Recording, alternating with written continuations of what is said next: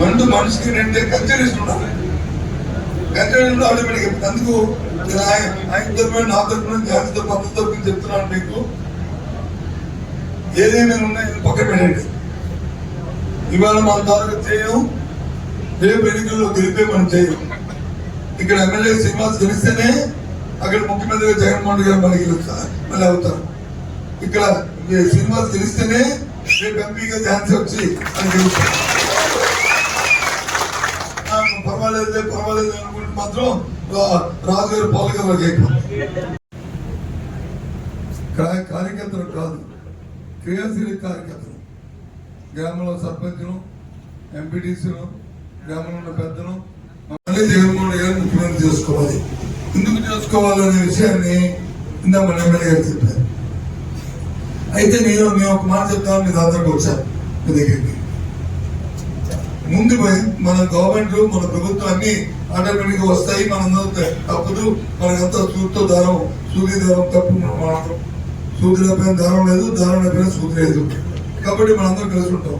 కానీ ఒక మాట మాత్రం మీకు చెప్తున్నాను. ఎవరైతే ఎల్కొండ ఎవరైతే ఉన్నారో ఇప్పుడు రేపు రాబోయే ఎన్నికల్లో, రేపు ఎన్నికలు అయిన తర్వాత మీ తాలూకా గౌరవాన్ని కానీ మీ తాలూకా విలువను కానీ ఏ సమస్య కూడా తగ్గకుండా మీ గౌరవాన్ని పెంచే బాధ్యత నాది. చెప్పని ప్రత్యేకంగా ఎందుకు చెప్తున్నాడండి చెప్పాల్సిన అవసరం కూడా లేదు. ఎందుకంటే ఇప్పుడు కూడా 20 సంవత్సరాలుగా మనం కలిసి ఉన్నాం. ఏ కష్టం వచ్చినా, ఇబ్బంది వచ్చినా, మీద వచ్చినా ఏంటి మీ లోకల్ గా మీ నాయకుడికి ఉన్నా చెప్పుకున్నా మరి ధన్యంగా వచ్చి నాకు చెప్పడం అనేది కూడా ఆనవాయితీగా, మాకు చెప్పడం అనేది కూడా ఆనవాయితీగా వస్తుంది. ఆనాన్ని కూడా పిలిపించి ఒక్కొక్కరు పిలిపి మాట్లాడతారు. దయచేసి ఏదైనా ఉంటే ఆయన మనసు చెప్పండి. కానీ మనందరూ కలిపి ఒకటే, మనకి అందులో రాజీ ఉండకూడదు. మీరు ఏదైతే మీ మనసు ఉందో ఆ మనసుని చేసే పూజ నాకు మీకు చెప్పాను. అంతేకాదు రేపు ఈ మీటింగ్ అయిన తర్వాత గ్రామాల్లోకి వెళ్ళి ఇంతకు ముందంటే ఎమ్మెల్యే ఒక్కరే మేము వచ్చి దూరం ఉండేవాళ్ళం. మా బాధ్యత జిల్లాలో నాయకుల బాధ్యత.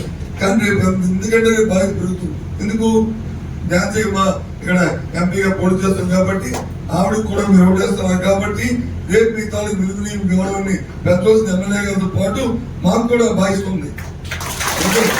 కాబట్టి మీకు ఏదైతే మీరు గ్రామాల్లో చెప్తారు, ఏ కార్యక్రమం చేస్తే మీ విలువ పెరుగుతుంది, ఏ కార్యక్రమం చేస్తే మీకు మీ తాలూకు గౌరవం పెరుగుతుంది, వాటన్నింటినీ మీరేం గ్రామంలో చెప్తే అది చేసే బాధ్యత మాదే చెప్పి మాట్లాడుకుంటూ ఈరోజు ఎంపీ అభ్యర్థిగా ఝాన్సీ మేడం పోటీ చేస్తున్నారు.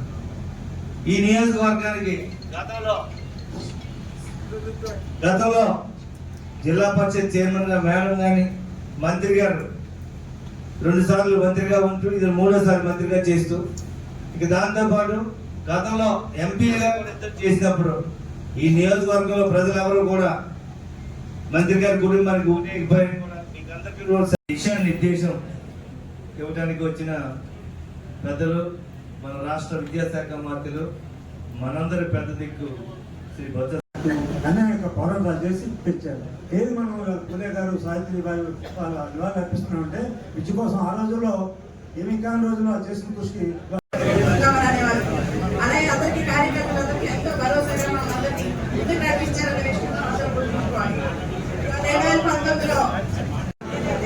పంచాయతీలో పోలీసులు తగులు కూడా వెళ్ళిన పరిస్థితులు ఆ రోజు కనిపించాయి. మరి ఆ రోజు మనం చెప్పుకోవడానికంటూ 2016లో ఎవరు కనిపించలేదు. ఈ 5 ఏళ్ళు కూడా మనం ప్రతి ఇంటికి తిరిగాం. ఎమ్మెల్యే గారితో పాటు తిరిగాం. మన కార్యక్రమాలకి కూడా మనం తిరిగాం. ఈ 40 రోజులు ఇక్కడ మన శాసనసభ్యులు గెలిపించుకుంటే మనందరికీ గౌరవం దక్కుతుంది. అలాగే ప్రతి పేదవాడు కూడా కాబట్టి వారు చాలా ఇబ్బందులు పడుతున్నారు. మీ అందరికీ ప్రతి ఒక్కరు కూడా మనకి ఇంకొక సుమారు 40 రోజుల పాటు 38